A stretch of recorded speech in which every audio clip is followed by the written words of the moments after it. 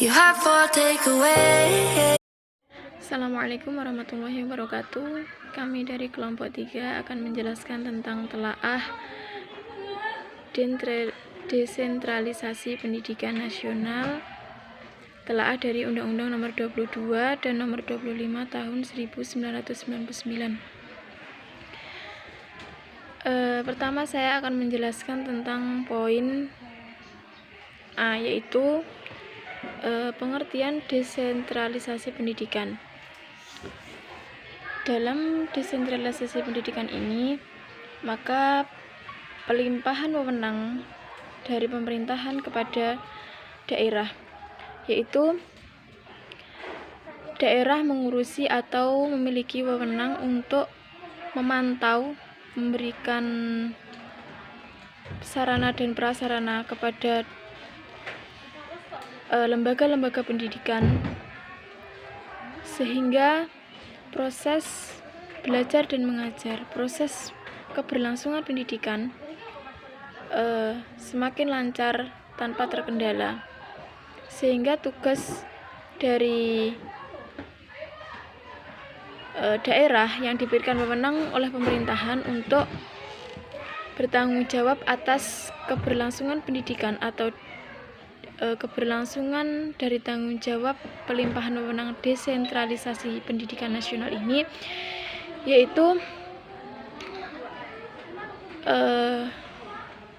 memberikan sebuah sarana dan prasarana, memberikan sebuah penyuluhan terhadap lembaga-lembaga pendidikan yang masih memiliki kendala, baik yang memiliki kendala ataupun yang tidak memiliki kendala.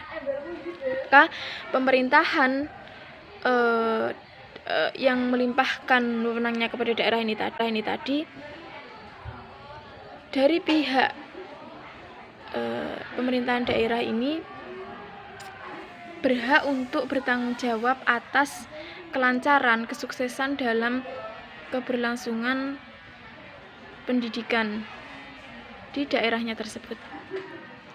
Oleh karena itu, maka pemerintah wajib untuk mengawasi, memantau bagaimana proses kelangsungan pendidikan di daerahnya, sarana prasarana apa saja yang masih terkurangi, kemudian melengkapi sarana prasarana agar proses pendidikan tersebut bisa berjalan dengan lancar dan sukses. Kemudian meneliti dan memantau, mengawasi dalam hal-hal yang berkaitan dengan pendidikan. Mungkin sekian yang dapat saya sampaikan.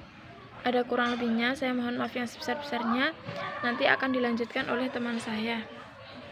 Sekian yang dapat saya sampaikan. Wassalamualaikum warahmatullahi wabarakatuh. Melanjutkan penjelasannya, desentralisasi pendidikan mencakup dua hal, yaitu yang pertama manajemen berbasis lokasi atau manajemen berbasis sekolah atau MBS, dan yang kedua yaitu inovasi kurikulum. Pada dasarnya manajemen berbasis lokasi dilaksanakan dengan meletakkan semua urusan penyelenggaraan pendidikan itu di sekolah.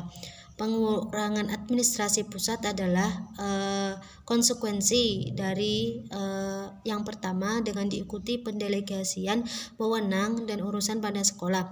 Inovasi kurikulum menekankan pada pembaharuan kurikulum sebesar-besarnya untuk meningkatkan kualitas dan bersamaan hak bagi semua peserta didik. Kurikulum disesuaikan benar dengan atau tidaknya kebutuhan peserta didik di daerah atau sekolah dalam pengembangan kurikulum. Daerah diberikan keleluasaan untuk mengembangkan silabus yang sesuai dengan kebutuhan peserta didik dan tuntutan daerah. Pada umumnya, program pendidikan yang tercermin dalam silabus itu sangat erat kaitannya dengan program-program pembangunan daerah. Manajemen berbasis lokasi yang merujuk ke sekolah akan meningkatkan otonomi sekolah dan memberikan kesempatan kepada tenaga sekolah, orang tua, siswa, dan anggota masyarakat dalam pembuatan keputusan. Yang pertama yaitu manajemen pendidikan dan manajemen berbasis sekolah manajemen atau pengelolaan. Manajemen atau pengelolaan merupakan komponen integral dan tidak dapat dipisahkan dari proses pendidikan secara keseluruhan. Karena tanpa manajemen tidak mungkin tujuan pendidikan dapat terwujud secara optimal, efektif, dan efisien.